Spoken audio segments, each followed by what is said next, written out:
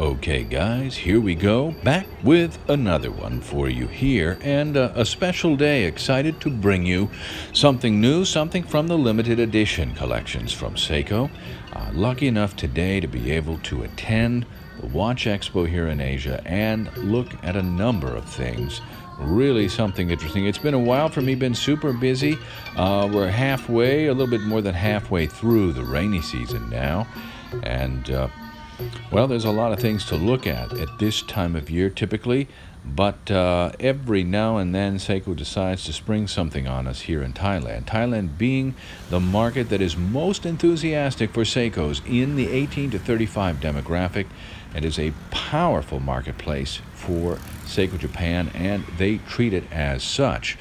So that's why a lot of people say, well, why do they get all of these unique and very interesting, rare, limited editions? Why are they the ones who are entitled to this stuff? Well, the reality is their appreciation for all brands Japanese is at the highest level than most people realize.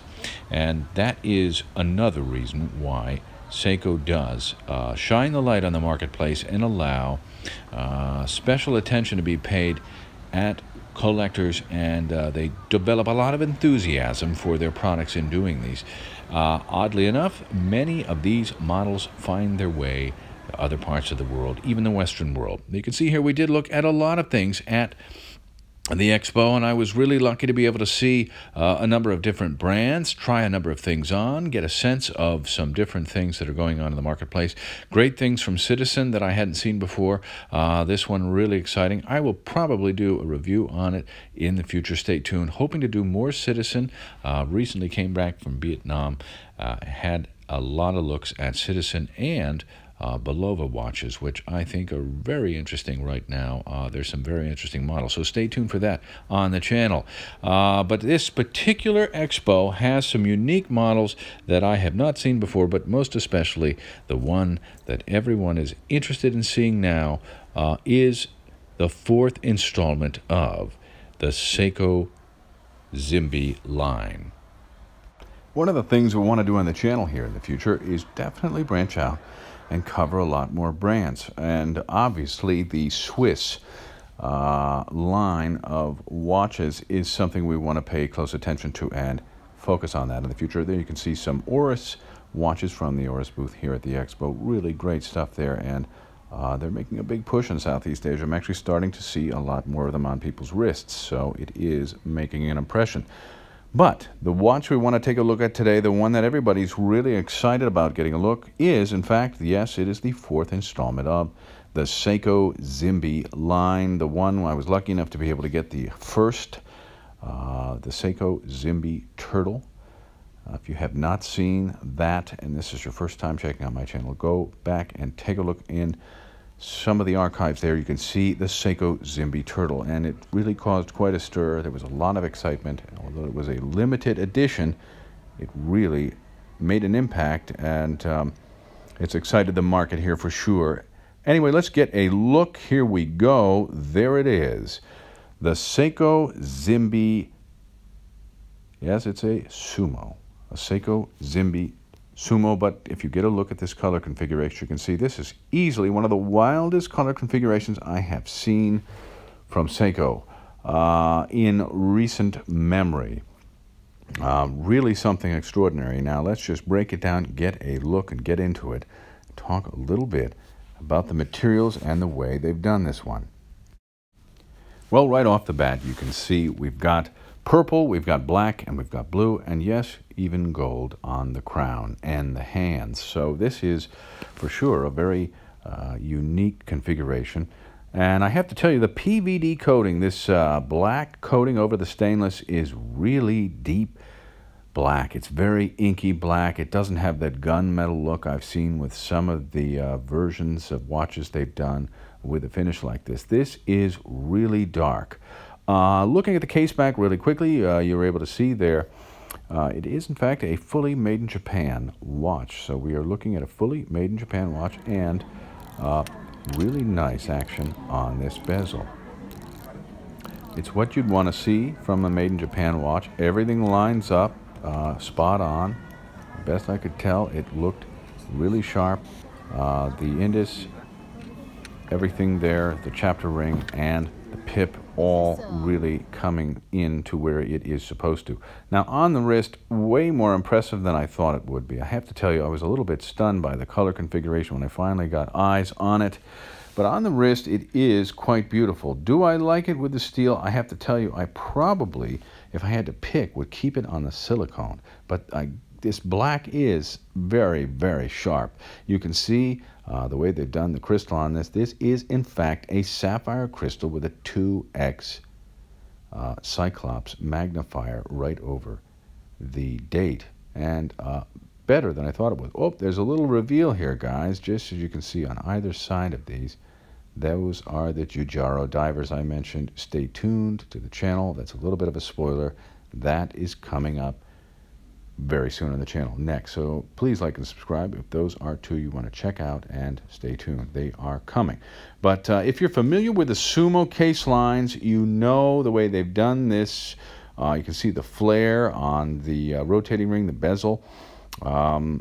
Really nicely done. This one is just incredibly impressive in terms of the build quality. It feels more impressive than the Sumo, which I have had in my collection, and I've handled it a number of times. There's just a little something extra going on here with this special edition.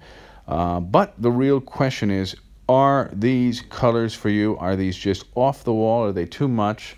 I don't know. Will I put one in my collection tomorrow? Well, I'm probably going to add 2 Seikos this week, but this one is a pricey item for sure. You've really got to be into collecting this particular line. One thing I will note, the beautiful wave dial. They've got this really nice concentric wave line dial underneath there. And that, on top of that really gorgeous texture, you have a sheen to it. There's also a darkened edge. If you're familiar with some of the other Seiko Sumo special editions and limited editions that they've done in Asia, there are some similarities in terms of the way that they have the gradient color over the dial and the wave dial. But I've got to tell you, it really does stand out, absolutely stand out. Mechanical specifications are the same here. We're working with a 6R15 movement. It's a hack and wind with a 50-hour power reserve. Super reliable, plus minus 15 seconds a month. And again, 44 millimeter case diameter with a 20 millimeter bandwidth. So what you've come to expect. Again, I've had one of these in the collection. I really enjoy it. It is, the lines on this watch are some of the most interesting in a dive watch that Seiko does. It really has really dramatic lines on the case side there, the flare on the bezel. So when you add these colors and this case treatment to it, it really kind of goes to a whole other level, and it really is something to behold. Guys, what do you think? We're talking about $1,000 US here right now at the beginning. This is a limited edition of only, we're looking at about 1,639 pieces there, all Japanese, made with sapphire, and truly unique in terms of the color configuration for sure. Guys, tell me what you think about this really interesting release from Seiko. Is it too much? Is it over the top? Is it something that you want in your collection? Do you have some of the other limited editions like the silver? Probably one of my all-time favorite Sumos. The one that doesn't get nearly enough attention. If you can ever find one under $1,000, absolutely snap it up and go and get it. It is the silver limited edition model that was originally from Asia. And that's the one I'd probably go and get, but this one is truly unique. And if you're trying to collect all the Sumos, though, then you probably need to have this. You can see they're a little red there on the seconds hand. That makes it also a little bit different than some of the others. Guys, tell me what you think once again. Please like and subscribe. I appreciate you coming back this year and taking a look at all of the things on the channel. I will continue to bring more things. In fact, I may have a little bit of a surprise in the future. I might branch out. Had a lot of people requesting some things from my videos in Asia, and I thought maybe I would create a new channel on the side that features Asia in and of itself, and also Thailand. So perhaps in the future that will be something that we will do, but I definitely want to continue to do the watches. It's something I really enjoy. It is a passion of mine, a hobby, and something I like to do when traveling and just when looking for something interesting and unique, and even the vintage stuff. Absolutely. If you haven't seen some of my other videos, go and check them out on the channel for sure. I've got a number of things coming very soon. Anyway, guys, once again, thank you so much for coming back and taking a look. Please like and subscribe for more things in the future, and let me know what you think of this one.